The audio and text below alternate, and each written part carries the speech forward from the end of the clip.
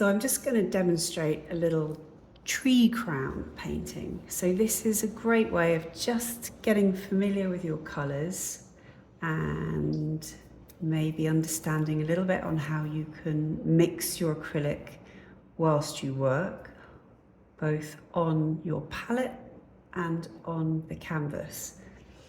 Also looking at creating layers and developing contrasts as you're painting foliage.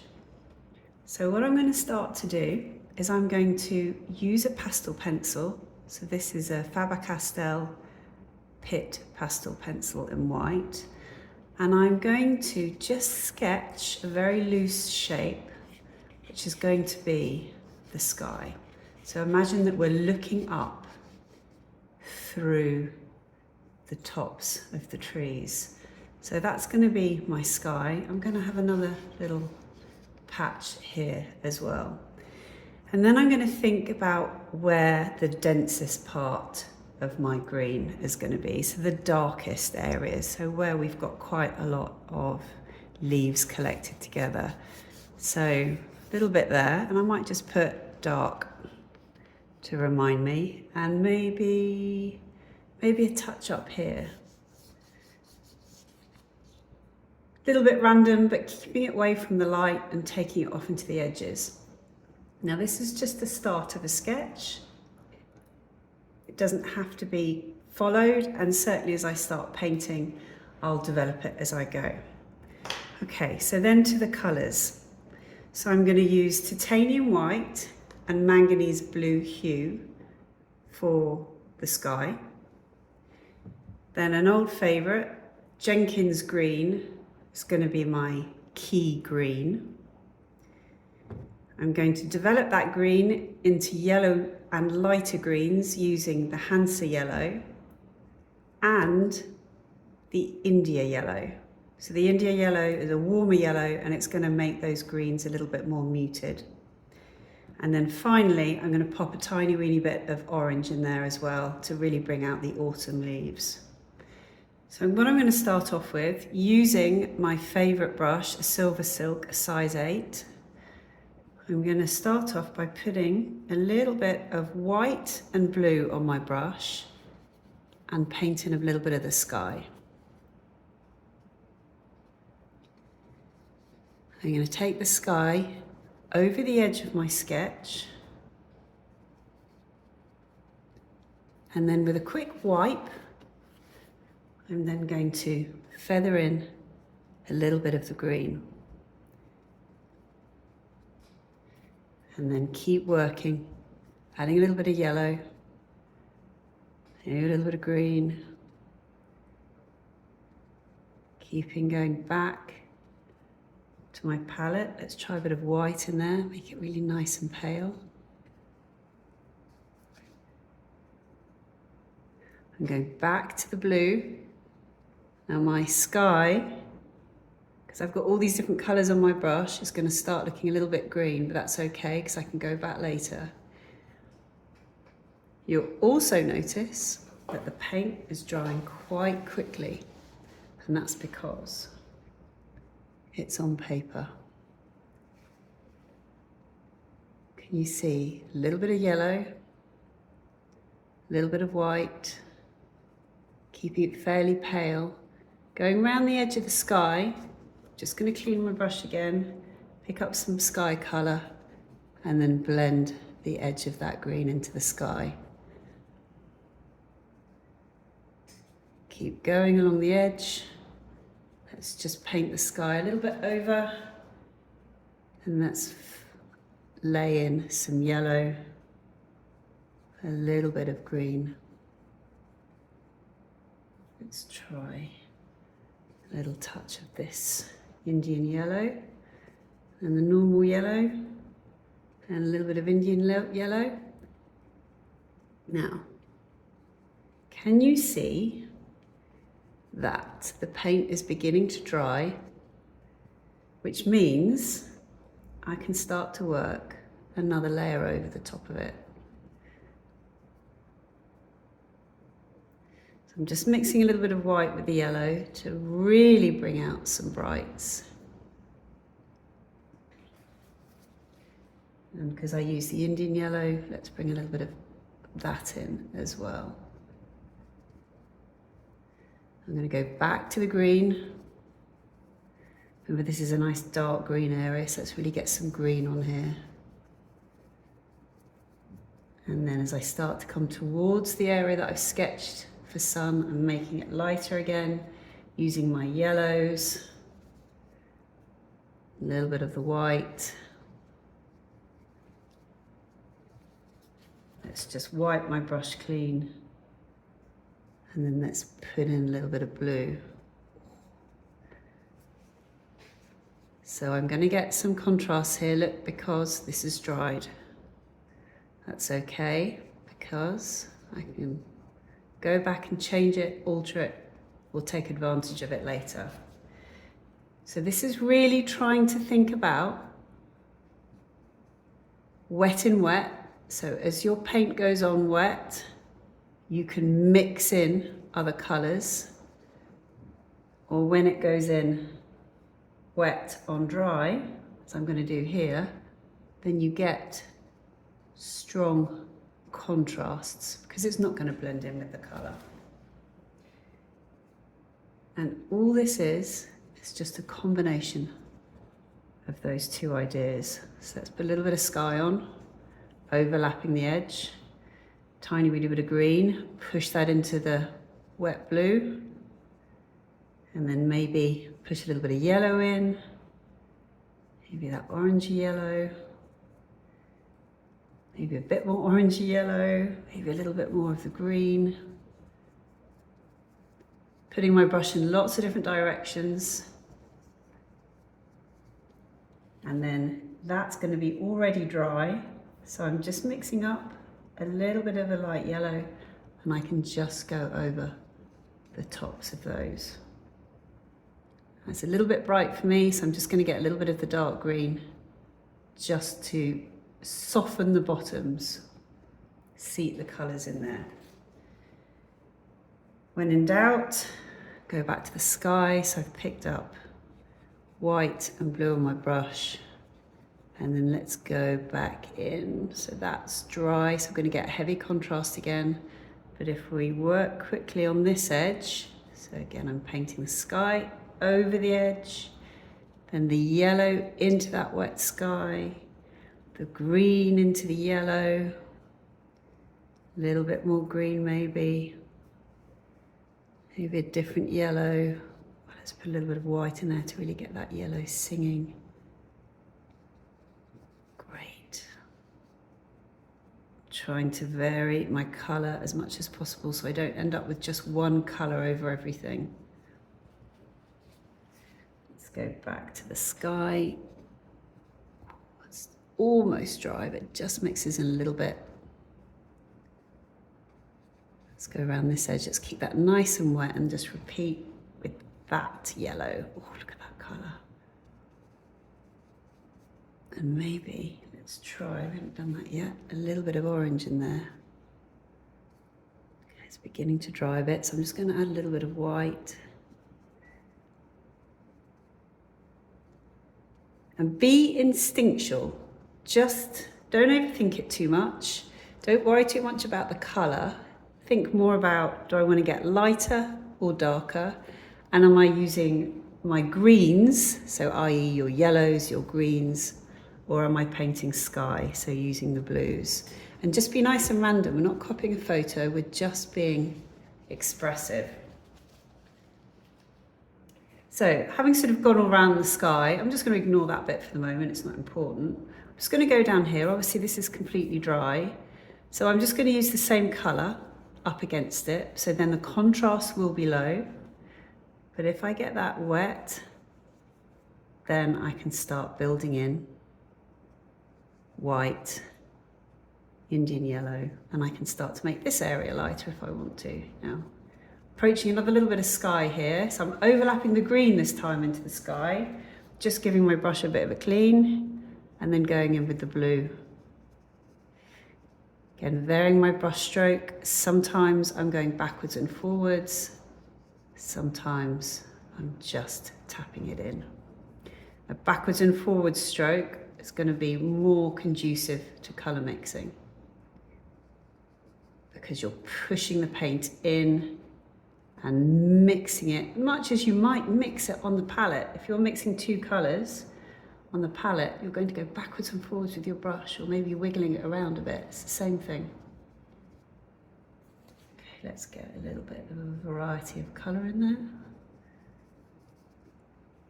Let's take it up over here. Now this colour, let's try a little bit of yellow. See how this is very different to the colour that's there. So I'm going to get some heavy contrasts, or I could add a little bit more of that green back in there to match it up.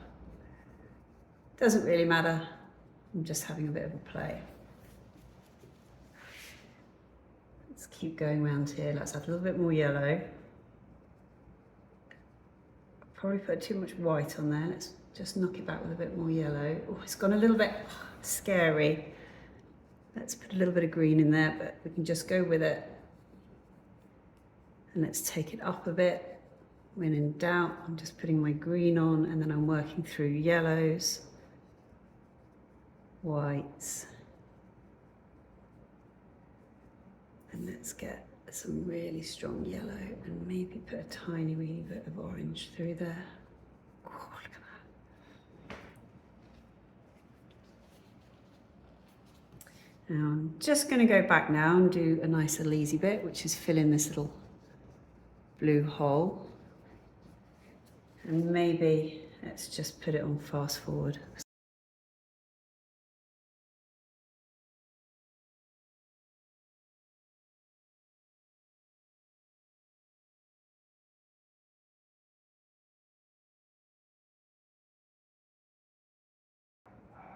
And now I'm going to go back in. It's mainly all dry, and I'm going to brighten up the sky to take it away from the black. I'm going to create some contrasts where I want to make the leaves look like they've got shape. And I'm going to brighten up some of these oranges as well. So I'm going to start off with the easy thing. I'm going to mix some sky blue, and then I'm just going to paint that over the top. I still want to keep my brush stroke lively, because it's how I put my marks together. So I'm angling the brush in lots of different directions.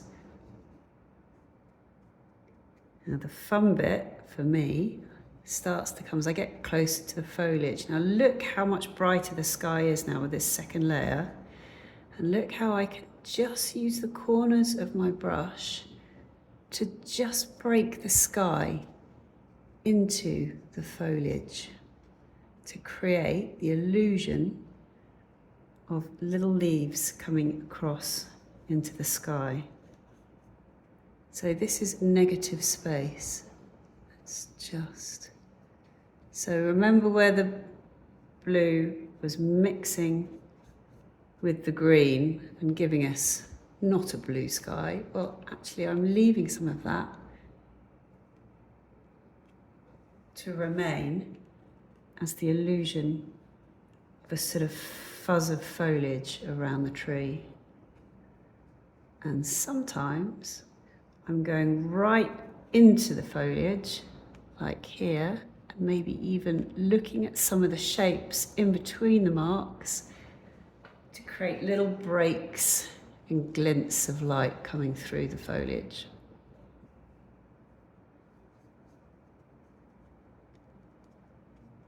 I'm mixing the blue as I go, a little at a time, so I can include little variances. So sometimes the sky's a little bit lighter, sometimes a little bit bluer. It's not too dynamic, otherwise it's going to look too patchworky, but it's just enough to be interesting without being too distracting.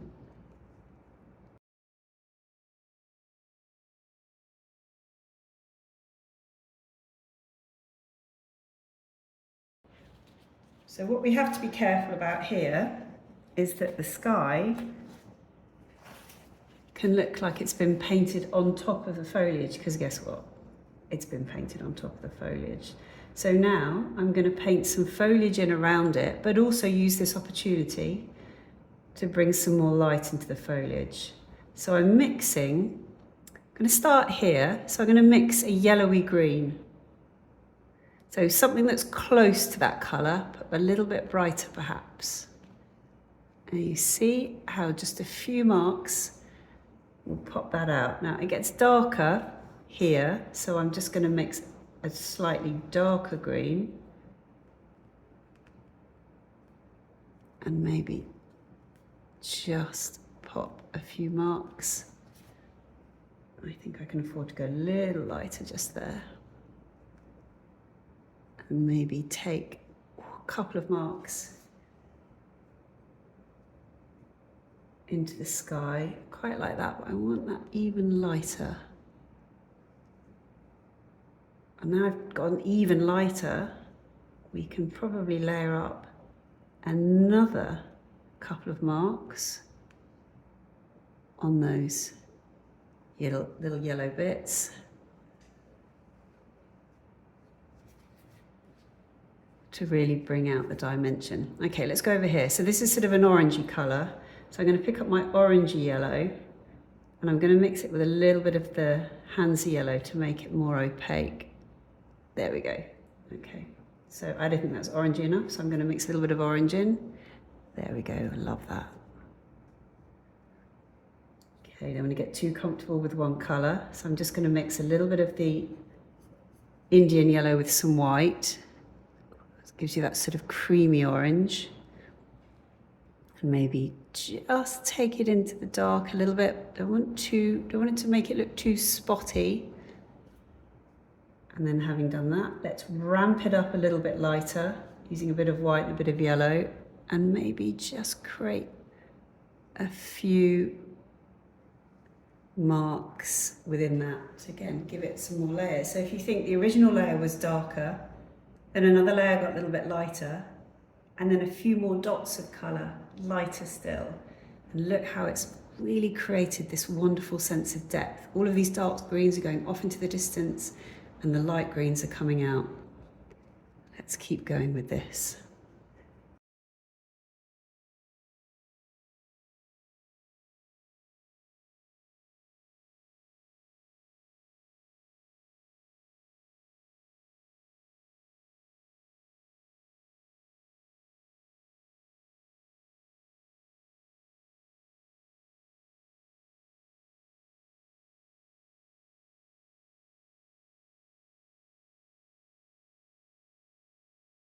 Great, so I'm happy with a lot of this light, and what I'm going to do now is I'm just going to fill in all of the rest of it, mainly with darks, but I might bring a little bit of light around here. I'm just going to be really instinctual and just make it up as I go along. But I definitely want to keep a variety of tonal values. So as you see, I'm working down here, keeping it dark.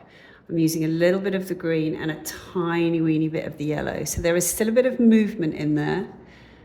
It's not just one dark green. And as I come out of that, I'm going to increase the lighter yellows and the whites, making sure that it matches some of the colours that are already there.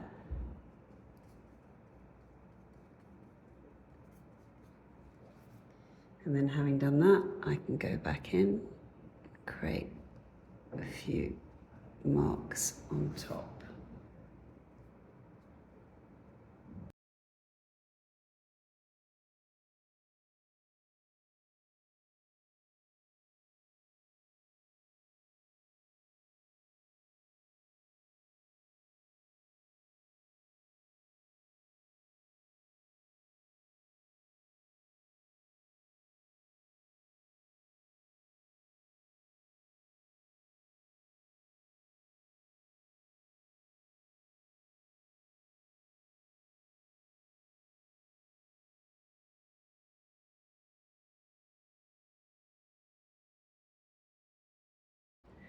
So I've had a little fun.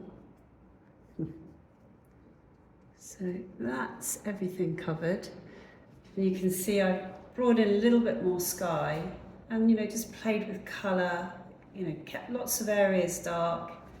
And so now I'm just going to repeat the previous process on all of this by putting in another layer. So cleaning up and brightening that sky maybe just keeping those marks just slightly within the boundaries to create a nice little blur. Let's pop a little bit just in the middle of that one, and maybe a touch in that one. And let's see if there are any other places that I could just make a little bit of blue creep through. So I'm just leaning back in my chair thinking, are there any sort of little shapes in here that might work as like a little triangle of light or a little patch of sky? Maybe there would be a bit more sky around the largest area. So let's pop in a bit here. Let's try and be sympathetic to some of the brush marks that are already there. Maybe going over the edges of them. Okay, a little bit of a risk take there, and it looks a bit like the sky's on top. So guess what? I'm just going to go around the edges.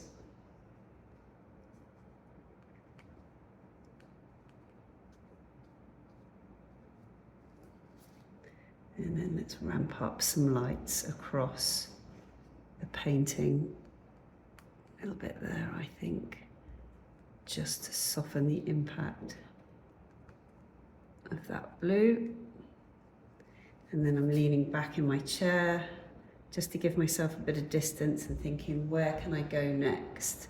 What do I want to bring into focus? What do I want to lighten up? And the clues are there. They're areas that are already beginning to go lighter, or maybe areas that you started to get lighter earlier, or perhaps tantalizing areas of color that you can just encourage out. So there's some oranges there, so let's just put a little bit more orange and sprinkle them out like you've just scattered confetti across. Don't overdo it, just a few marks. And then remember, you can then even ramp up a couple of those marks a little bit more, so it looks like there are layers to the layers. Okay, it could also be areas that perhaps were a bit slapdash. So here, I think I could bring in a little bit more of a better quality of paint at the same time as lightening up. In a bit. That light mark there looks a little isolated, so remember we can soften its bottom by just getting the green that's already there, and in fact I've softened its whole bottom. So let's just bring that back in again into the wet, so you see that now seats that into that space. Let's just go in with pure yellow in a few areas. Let's be bold and see what it looks like, and then maybe again another little layer over that layer, just to make that a little bit more exciting. And then finally, I think I'm going to pop in some nice yellowy oranges, again where they already exist. I don't want to reinvent it because they are going to be harder to make it look like they've grown out of the painting. I'm mixing a little bit of a yellowy orange here, and I'm going to put it over some of the already yellowy orangey areas. So again, it just ramps those marks up. Sprinkle a bit in there, I think, just for the shape of it. And you know, I'm just going to make it slightly yellower and scatter a bit more around. Oh, I love this. I love this bit. And it's what is just as important as what you're leaving from your first layer as well. Look at those little creaks of colour coming through the gaps. So don't overdo it. She says, maybe getting a bit overexcited with it. I'm going to leave it at that. So just a quick demonstration on a tree crown. Mixing both on the support and mixing on the palette with the second layer. And in some areas there are 3, 4, 5 layers, and some areas there's just one, creating a tonal range, darks and lights, and just popping extra marks in just to make it a little bit more lively.